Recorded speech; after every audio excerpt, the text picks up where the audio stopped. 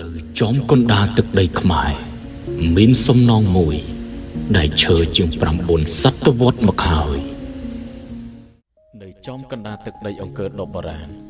ប្រាសាទអង្គរវត្តឈើយ៉ាងស្ងប់ស្ងាត់អស់រយៈពេលជាង9សតវត្សមកហើយថ្មនីមួយៗនិងចម្លាក់នីមួយៗសុទ្ធតែជាសក្ខីភាពនៃប្រាជ្ញាជំនឿនិងស្នាដៃដ៏អស្ចារ្យរបស់បុព្វបុរសខ្មែរប្រាសាទនេះត្រូវបានកសាងឡើងក្នុងរជ្ជកាលព្រះបាទសូរ្យវរ្ម័នទី2ហើយបានក្លាយជានិមិត្តរូបនៃអរិយធម៌ខ្មែរដែលពិភពលោកទទួលស្គាល់និងកោតសរសើរពន្លឺព្រះអាទិត្យដែលរះលើកំពូលប្រាសាទរៀងរាល់ព្រឹក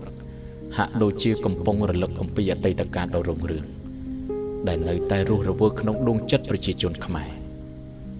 សពថ្ងៃនេះអង្គរវត្តមិនមែនគ្រាន់តែជាបេតិកភណ្ឌពិភពលោកប៉ុណ្ណោះទេប៉ុន្តែជាព្រលឹងនៃជាតិជាប្រភពនៃមោទនភាពជាតិនិងជាកេរដំណែលដ៏មានតម្លៃបំផុតដែលយើងទាំងអស់គ្នាមានភារកិច្ចថែរក្សាដើម្បីបន្តបញ្ជូនទៅកាន់មនុស្សជំនាន់ក្រោយ